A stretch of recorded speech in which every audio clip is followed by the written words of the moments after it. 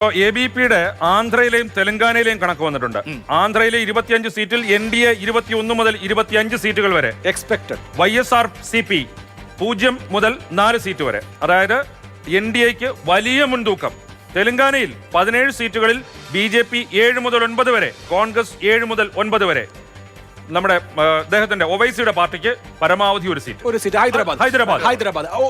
ഇതിവിടെ നമ്മൾ കാണേണ്ടത് BRS എന്ന പാർട്ടി ഇല്ലാതായിരിക്കുന്നു, ഒപ്പം YSRCPയും ഇല്ലാതാവുകയാണ്. അതായത് 22 സീറ്റുകൾ ആന്ധ്ര വിഭജിച്ച് ആന്ധ്രാപ്രദേശും തെലങ്കാനയും ഒക്കെ ആക്കിയപ്പോ രണ്ട് വലിയ കക്ഷികൾ ഉയർന്നു ആ സംസ്ഥാനങ്ങളിൽ. ഒന്ന് YSRCP, മറ്റത് BRS. ഈ തെരഞ്ഞെടുപ്പോട് കൂടി ഈ രണ്ട് പാർട്ടികളുടെയും ചരമഗീതം എഴുതുന്നതാണ് നമ്മൾ കാണുന്നത്. YSRCPക്കെതിരായിട്ട് വലിയ കൂട്ടുകെട്ടല്ലേ അവിടെ ഉണ്ടായത്. TDP, ജനസേന പാർട്ടി, ഒരു സമയത്ത് പ്രതിപക്ഷ നിരയുടെ നട്ടല്ലായിരുന്നു TDP.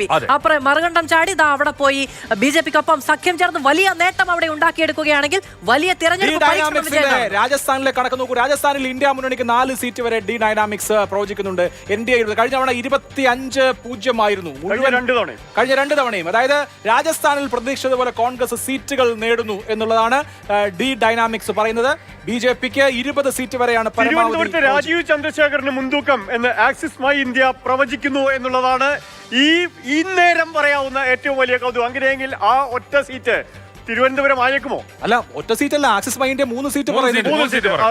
ആ 3-1 എന്നുള്ളത് BJP ഏറ്റവും കൂടുതൽ പ്രതീക്ഷ വെക്കുന്ന തിരുവനന്തപുരം. ആ 3-1 രാജീവ് ചന്ദ്രശേഖർ മുൻതൂക്കം എന്ന് പറയുകയും 27% വോട്ടാണ്.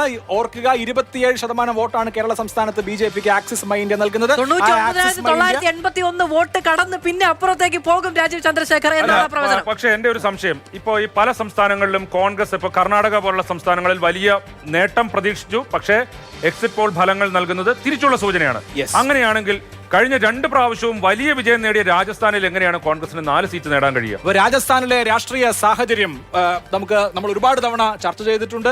രാജസ്ഥാനിൽ പലതരത്തിലുള്ള പൊളിറ്റിക്സ്, പ്രത്യേകിച്ച് ജാട്ട്, രജ്പുത് വിഭാഗങ്ങളുടെ ഒരു വിപ്രതിപത്തി ഒരു പ്രധാനപ്പെട്ട ഘടകമാണ്. പുരുഷോത്തം രൂപാലയ്ക്ക് കോൺഗ്രസ് നന്ദി പറയേണ്ടി വരും ഇത്രയും സീറ്റ്.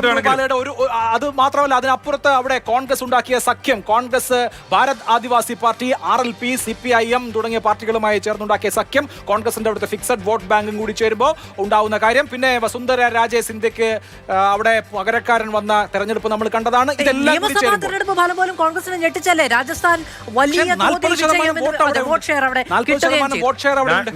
നാഷണൽ ടോട്ടൽ വന്നിട്ടുണ്ട്. ജൻ കി ബാത്തിന്റെ ഫലം അനുസരിച്ച് NDA വളരെ മുന്നിലാണ്, 362 മുതൽ 392 വരെ.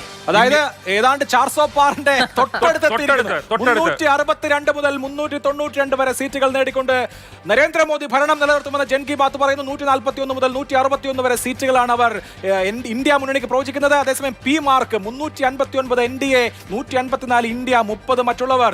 മാട്രിക്സ് 353 മുതൽ 368 വരെ NDAക്കും, 118 മുതൽ 133 വരെ ഇന്ത്യക്കും പ്രവചിക്കുന്നു. TV5 Telugu 359 seat NDAക്ക്. അതായത് ഇതുവരെ വന്നിട്ടുള്ള എല്ലാ എക്സിറ്റ് പോളുകളും 350-ൽ കൂടുതൽ സീറ്റുകൾ BJPക്ക് നൽകുന്നു. NDA തരംഗം നരേന്ദ്രമോദിക്ക് വലിയ പിന്തുണ ഒരു വട്ടം കൂടി ഇന്ത്യ നൽകുന്നു എന്നാണ് ഇത് നൽകുന്ന സൂചന. അത് പക്ഷേ നേരത്തെ പറഞ്ഞതുപോലെ തന്നെ എല്ലാ പ്രതികൂല ഘടകങ്ങൾക്കും അപ്പുറത്ത് സ്വാഭാവികമായും പറയാൻ പോകുന്നത്, നേരത്തെ നമ്മൾ സൂചിപ്പിച്ചതുപോലെ തന്നെ സ്ത്രീ വോട്ടർമാരുടെ വലിയ സാന്നിധ്യം ഇപ്പോൾ BJPക്കൊപ്പമാണ്, നരേന്ദ്രമോദിക്കൊപ്പമാണ്. 543 സീറ്റിലും മത്സരിച്ച ഒരേ ഒരു സ്ഥാനാർത്ഥിയെ ഇന്ത്യ അംഗീകരിക്കുന്നു എന്നതിന്റെ സൂചനയായി ഏറ്റവും വലിയ സംഖ്യ BJPക്ക് പ്രവചിക്കുമ്പോൾ ഇന്ത്യ മുന്നണിക്കും ഏറ്റവും വലിയ സംഖ്യ പ്രവചിക്കുന്നത് ജൻ കി ബാത്ത് തന്നെയാണ്. 161 സീറ്റുകൾ വരെ നേടാനുള്ള സാധ്യത ഇന്ത്യ മുന്നണിക്കും പ്രവചിക്കുന്നുണ്ട് ജൻ കി ബാത്ത്. വരെ മാത്രമാണ് നൽകുന്നത്. എന്തായാലും ഇതുവരെ പുറത്തു വന്നിട്ടുള്ള 1, 2, 3, 4 ഇതുവരെ വന്നിട്ടുള്ള 4 സർവേകളും 350+ ആണ്. ഇതുവരെ പുലർത്തു വന്നിട്ടുള്ള 4 എക്സിറ്റ് പോളുകളും 350+. 353 ഇപ്പോഴത്തെ NDAയുടെ നമ്പർ. ആ 353 മറികടക്കാനുള്ള എല്ലാ സാധ്യതയുമാണ്. രാജ്യത്ത് നരേന്ദ്രമോദി തരംഗം ആഞ്ഞു വീശുകയാണ് എന്നാണ് എക്സിറ്റ് പോളുകൾ പറയുന്നത്. എന്ന് പറഞ്ഞാൽ ഇന്ത്യ മുന്നണി അക്ഷരാർത്ഥത്തിൽ തകർന്നടിയാൻ പോകുന്നു എന്നുള്ള സൂചന നമുക്ക് ഈ കണക്കുകളിൽ നിന്ന് വളരെ വളരെ വ്യക്തമാണ്. കഴിഞ്ഞ തവണത്തേക്കാൾ വലിയ മാർജിനിൽ 400 പാർ നടന്നില്ലെങ്കിലും ഏതാണ്ട് ഏതാണ്ട് 350 മുകളിലേക്ക് NDA പോകുമെന്ന് എല്ലാ എക്സിറ്റ് പോളുകളും ഒരേ സ്വരത്തിൽ പറയുന്നു. ശരി, ഇന്ത്യ മുന്നണിയുടെ ഒരു ടോട്ടൽ നമ്പർ എന്ന് പറയുന്നത് മാക്സിമം 161 എത്തുകയാണെങ്കിൽ അവിടെ ഏറ്റവും കൂടുതൽ അടിയേൽക്കുന്നത് ആർക്കായിരിക്കും എന്നുള്ളത്, കോൺഗ്രസിനാണോ തൃണമൂലിനാണോ തുടങ്ങിയ ഒരുപാട് ചോദ്യങ്ങളുണ്ട്. അതിനൊക്കെ നമുക്ക് മറുപടി കിട്ടേണ്ടതുണ്ട് ജൂൺ 4-ന്. അതൊക്കെ വലിയ ആകാംക്ഷയായി അതിനൊക്കെ പരിഹാരമായി ഉത്തരമായി നമ്മുടെ മുന്നിലേക്ക് വരികയും ചെയ്യും.